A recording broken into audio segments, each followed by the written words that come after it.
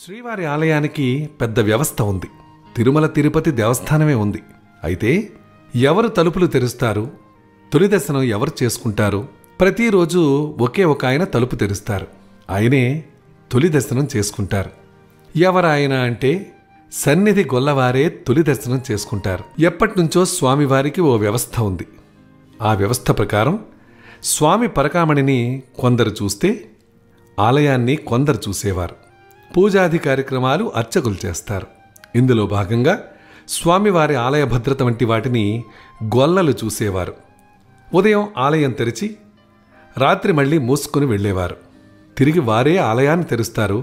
ఆ బాధ్యతను నేటికి కూడా వారే నిర్వహిస్తున్నారు. సాంప్రదాయబద్ధంగా ఆ కుటుంబమే ఈ కార్యక్రమాన్ని నిర్వహిస్తారు. అందుకే వీరిని సన్నిధి గొల్ల అంటారు.